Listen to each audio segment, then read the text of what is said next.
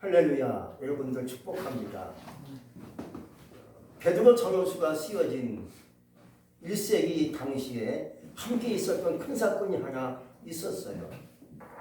로마 제국의 베스비우스 산의 중턱에 살고 있는 얘기입니다.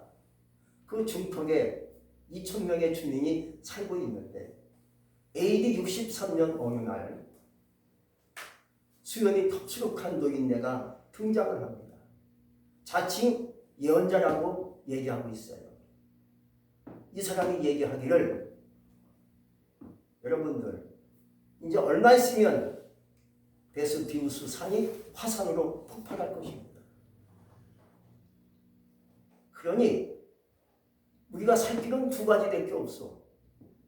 하나는 하나님을 섬기면서 부도덕한 삶과 방탕한 삶을 정리하고 하나님께 회개하고 새로운 삶을 살든지 아니면 이 산을 가시오라고 제시합니다.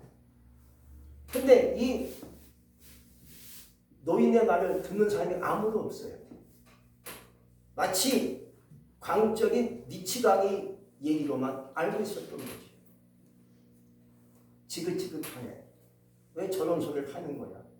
지금 재밌고 아름다운 삶을 살고 있는데 왜 저렇게 이상한 얘기를 하고 다닐까? 하고 그 노인네의 그 얘기를 듣는 사람이 아무도 없었어요.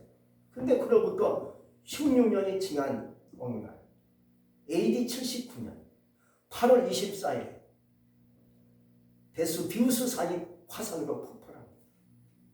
근데 또 희한하게 바로 그 전날 8월 23일 날이지. 그들이 2,000명이 모여가지고 불의 신의 축제를 가졌다는 겁니다. 불의 신은 하나님이 아니라 이방신을 얘기하는 거예요. 2,000명이 올려가지고요 축제를 벌였는데 그 다음날 화산이 확 터져가지고요 2,000명이 한 사람도 살지 않고 다 화산재에 깔려서 죽었다는 겁니다. 바로 그 마을이 폼페이시였습니다. 한국에 잘 이름이 알려지지 않는 여류 문학가가 하나 있어요.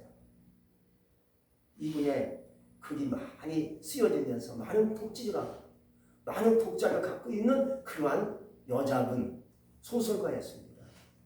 근데 또 교회 집사입니다. 근데 몇 년 전부터 몸이 좀 이상해서 왜 몸이 이상할까 하고 병원에 와서 진찰을 받아봤는데 간암이라는 거예요. 의사원장이 말하기를 이제 시간이 2달밖에 남지 않은 것 같습니다 라고 선고를 내려줘요. 이 집사님은 내가 2달 있다가 간다니 그럼 내가 2달 동안 뭐하고 살지? 어떻게 삶을 좋을까 생각하고 하나님께 먼저 기도했습니다. 하나님, 이제 내 생애가 2달밖에 남지 않은 것 같은데 하나님 제가 무엇을 했으면 좋을까요? 하고 하나님께 질문을 드리면서 기도하는 가운데 마음에 느낀 바가 있어요. 내가 그동안 사랑을 하지 못한 것 같아. 이것이 나에게 큰 후회스러운 삶인 것 같아. 하고 생각하고 그동안 등지고 벽을 쌓던 사람들의 이름을 다 적어가지고 찾아가서 용서도 하고 전화가 하면서 한마디로 친교하며 아름다운 관계를 맺어가게 됐던 거죠. 그리고 또 재산을 다 정리하고 빚도 갚고 남은 재산을 가지고 뭘 할까 하다가 자식들한테 줄 것은 돈을 떼놓고 그동안 돈을 갇히게 써본 적이 없는 것이 큰 후회였습니다. 그래서 선교사들에게 선교금을 보내고 구제금을 떼놓고 교회다가 변변찮게 헌금도 못한 것을 생각하고 교회도 헌금해야지 하고 그 유언에 다 써놓았습니다. 내가 죽으면 교회도 헌금을 해거라. 그런데 또 이제 생각해보니까 자녀들한테 유언할 게 있어요. 성경 말씀을 토대로 해가지고 유언장을 또 작성했죠. 그렇게 하다 보니까 2달이 훌쩍 지나갔어요. 2달이 그렇게 세월이 긴 세월이 아니니까 지나갔어요. 근데 몸은 그렇게 나빠지지 않은 것 같아요. 몸은 괜찮은 것 같은데 2달이 지나갔다는 말이에요. 그래서 이상하다. 그래서 다시 다른 병원에 가서 진찰을 해보니까 간암이 아니었다는 거예요. 오직을 한 거예요. 그때 어떤 목사님이 찾아와서 이렇게 얘기하는 겁니다. 집사님, 후회스럽지 않습니까? 돈 쓰신 거. 그러니까 집사님이 아니요, 후회하지 않아요. 저는 지금까지 살면서 이 두 달의 기간이 참 의미 있고 가치 있는 삶을 살았다고 생각해요. 앞으로는 내가 얼마 살지 모르지만은 이런 마음을 갖고 살기를 원해요. 라고 고백을 했다는 얘기가 있어요. 하나님은 누구에게든지 기회를 주세요. 예수 믿든 안 믿든 기회를 주세요. 살 수 있는 기회, 축복의 기회를 하나님이 다 주신다는 거예요. 하나님이 경고를 하시든지 깨닫게 하시든지 하나님이 기회를 주신다는 거예요. 근데 기회를 잡는 자는 살아요. 복을 받아요. 근데 기회를 못 잡으면 결국은 삶이 무너질 수밖에 없다는 거예요. 오늘 말씀에 보면 이런 내용이 나와요. 주께는 사랑하는 자들아, 주께는 하루가 천년 같고 천년이 하루 같은 이 한 가지를 기억하라. 잊지 말라 하고 말씀해 주었죠. 이 말씀은요, 주님의 날을 얘기하는 거예요. 인간의 날이 어찌 하루가 천년, 천년이 하루 같은 시간을 계산할 수 있겠습니까? 바로 이것은 주님의 날을 얘기합니다. 주님은 시간이 영원하다는 거예요. 인간의 시간이 흘러서 우리는 지금 2022년도 4월달에 살고 있지 않습니까? 근데 주님의 날은요, 계산해 보니까 하루가 천년, 천년이 하루예요. 그러니까 6천년이 흘렀으니까는 6일이죠. 이거 주님의 시간이에요. 이 주님의 시간은 영원한 시간을 말씀해 주고 있어요. 인간의 시간은요, 가면서 죽어가요. 죽어가요. 어제는 죽은 시간이에요? 살아있는 시간이에요? 어제 죽은 거지. 오늘이 살아있는 시간이에요. 인간의 시간은 날마다 죽어가는 시간이에요. 여기에 희망이 없고 소망이 없어요. 왜? 죽어가기 때문에 그런 거예요. 아무리 과거가 있고 옛날에 화려하게 살았지만은 기억만 있고 추억만 있을 뿐이지 지난 과거는요, 되돌릴 수가 없어요. 더 나갈 수가 없어요. 왜? 죽은 시간이기 때문에 그런 거예요. 근데 주님의 시간은 안 죽어 있어요. 영원해요. 그래서 주께서는 하루가 천년 같고 천년이 하루 같다 하고 우리에게 성경은 말씀해 주고 있어요. 우리 그러므로 죽어있는 시간에 마음을 두지 않기 바랍니다. 인간의 시간은 날마다 죽어가기 때문에 희망도 점점 사라지고 죽음이 점점 우리에게 다가올 수밖에 없는 거죠. 그러나 주님의 시간은 늘 살아있어요. 여기에 희망이 있고 꿈이 있고 비전이 있고 소망이 있는 거예요.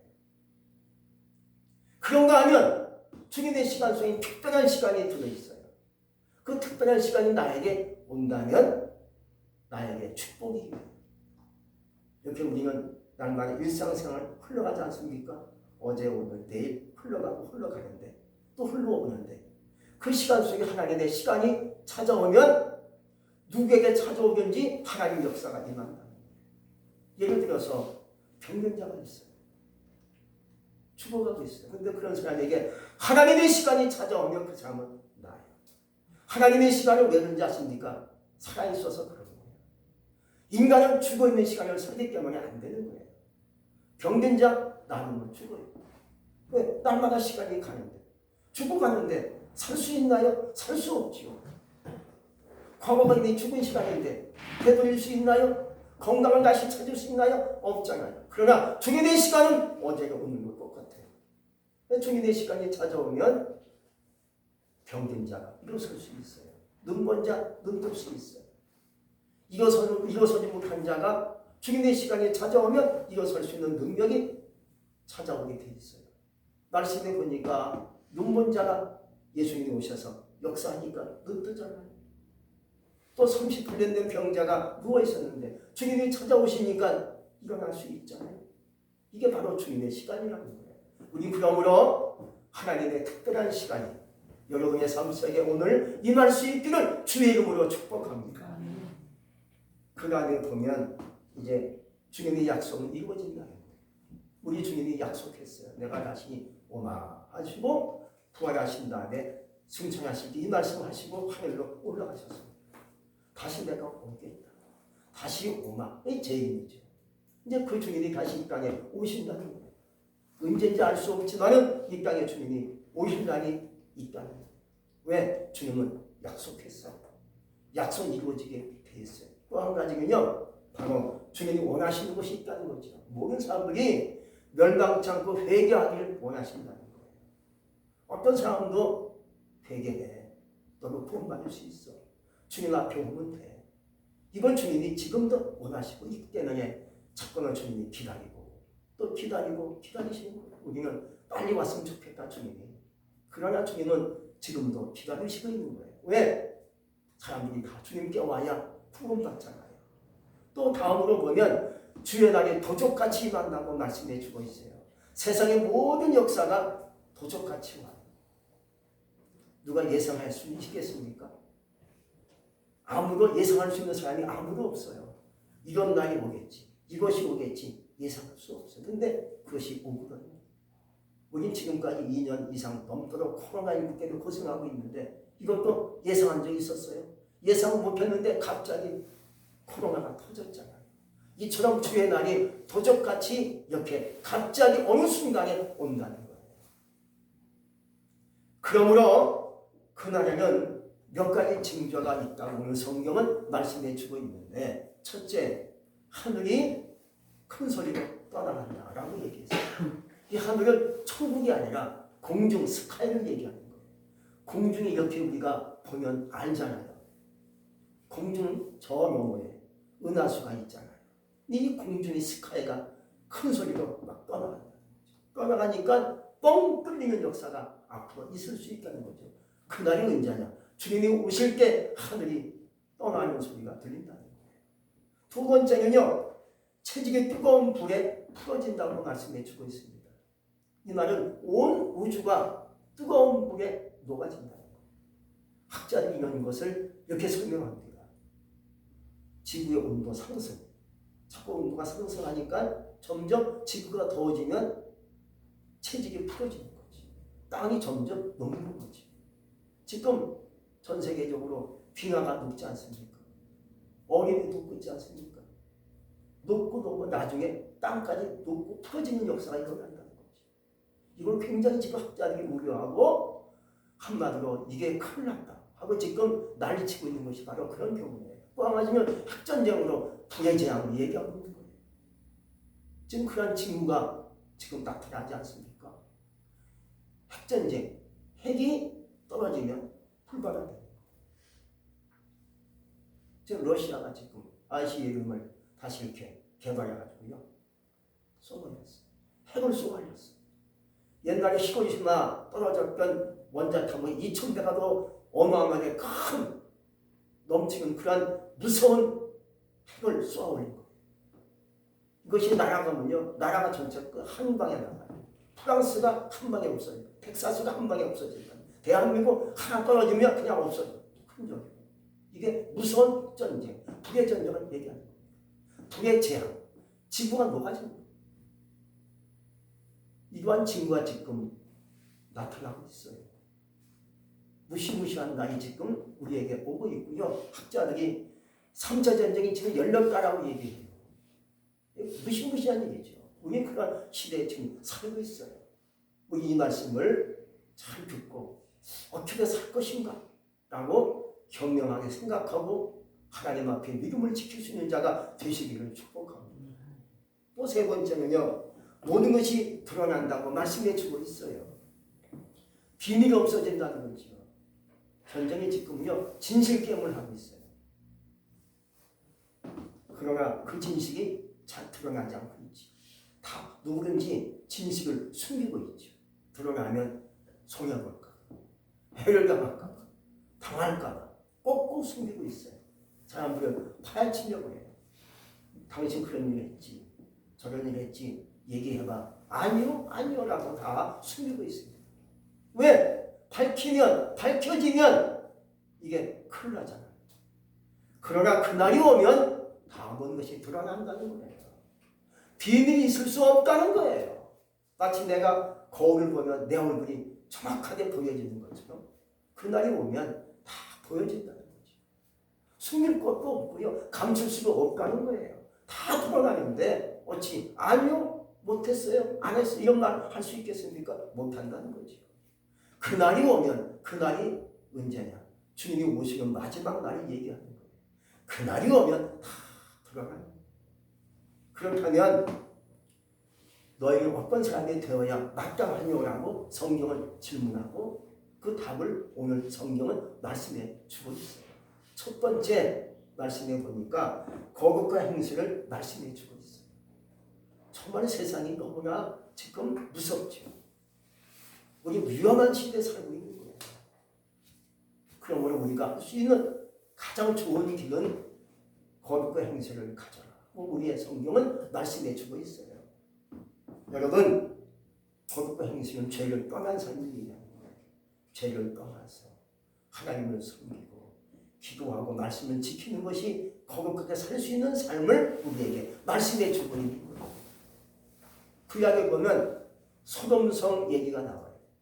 거기에 아브라함의 조카 롯이 소돔성이 좋아서 그 성을 선택했는데 가보니까 그게 아니었어요. 인간의 선택은 항상 오류가 있고 문제가 많다는 거예요. 하나님의 선택은 정확하다는 거예요. 롯이 가보니까 그 성이 죄악의 도시야. 음란한 도시야. 부도덕한 도시야. 아이고 잘못하네. 그럼 거기다 재산을 쏟아붓고 있으니 나올 수가 있다. 그래서 롯이 늘 성문에 앉아서 울면서 얘기해요. 주님을 사모합니다. 보니까 너무 심각해.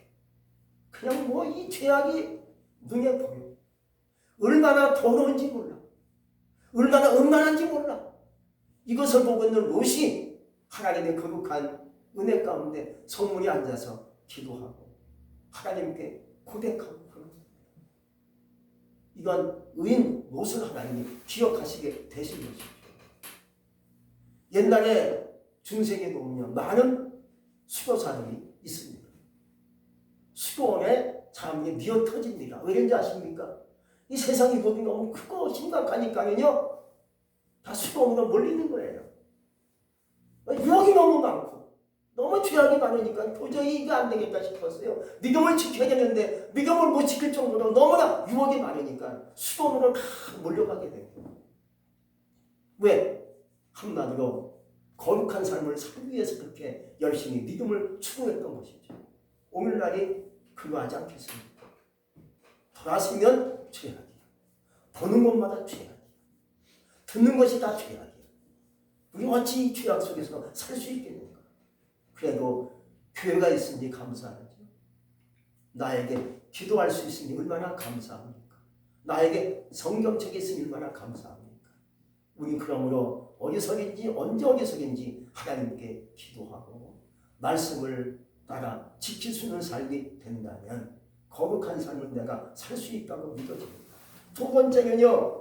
경건된 삶을 우리에게 말씀해 주고 있어요. 이 경건된 삶이 뭔가? 바로 주님을 잘 섬기는 신앙을 말하는 거예요. 예배를 잘 드리고 그리고 믿음 지키는 삶. 세상 아무리 나를 유혹해도 나는 믿음 지킬 거예요. 난 주님을 사랑해요. 이웃을 사랑해요. 주의 날을 사모해요. 하나님의 그 날을 내가 사모하며 기다립니다. 이러한 신앙을 가질 때 경건된 삶을 살 수가 있는 거예요. 욥이가 그러했어요. 구약의 욥이는요. 죄를 떠났어요. 항상 하나님께 예배드리고 기도하고 하나님의 뜻을 지킨 사람이 욥이었습니다. 그러니까 하나님이 욥이를 나중에 크게 축복하지 않습니까? 여러분의 삶이 욥과 같이 오늘 말씀과 같이 내가 경건된 삶을 살기 원해요. 보는 것도 있고 듣는 것도 있지만 다 나에게 필요 없는 것 같아요. 말씀을 들을래요. 기도하겠어요. 감사하며 살겠어요. 세상 거 마음속에 두지 않을 거예요. 하고 하나님 주신 내게 주신 믿음을 가지고 사는 것이 경건하게 살 수 있는 신앙이 되는 줄로 믿습니다. 또 말씀에 보면 이런 말씀이 있잖아요. 하나님 나를 사모하라 하고 얘기했습니다. 내가 사모할 것이 과연 뭔가? 주의 날을 사모합니다. 언제나 주님이 오실 날인지 이 날을 사모하고 사모의 신앙을 가져가는 거예요. 세상 사모하지 말고 너무 사랑에 따라서 마음을 빼앗기지 마시고요. 주의 날을 사모할 수 있기를 주의 이름으로 축복합니다. 그러므로 어떤 사람이 되어야 마땅하며 우리 주님께서 말씀을 하신 것처럼 하나님이 원하시는 것이 무엇인가 하고 생각하고 또 생각하고 말씀 듣고 또 묵상하고 이렇게 하시는 가운데 하나님이 진정 원하시는 삶이 여러분에게 오늘 임할 수 있기를 바라고요. 더 나아가서 우리가 바라볼 것이 뭐냐? 13절 말씀 한번 다 같이 읽겠습니다. 시작. 우리는 그의 약속하신 대로 의가 있는 곳인 새하늘과 새 땅을 바라보도다. 다시 한번 시작. 우리는 그의 약속대로 의가 있는 곳인 새하늘과 새 땅을 바라보도다. 내가 바라볼 것은 새하늘과 새 땅. 이것을 바라보는 신앙이 되시기를 주의 이름으로 축복합니다. 기도하겠습니다. 하나님 감사합니다. 오늘 말씀을 통해서 하나님의 뜻을 깨닫게 하시니 진실로 감사합니다. 내가 바라볼 것이 뭐겠습니까? 내가 추구할 것이 뭐겠습니까? 거룩한 행실과 그리고 더 나아가서 하나님이 원하시는 것이 경건된 삶이 아니겠습니까? 세상이 지금 너무나 험하고 너무나 유혹이 많고 무섭습니다. 얼마나 세상이 완악한지 알 수 없습니다. 이러한 세대 우리는 살면서 좀 더 하나님을 사모하고 주님을 사모하고 하나님의 거룩한 삶을 살 수 있는 우리가 되게 하여 주옵소서. 예수님 이름으로 감사하며 기도합니다. 아멘.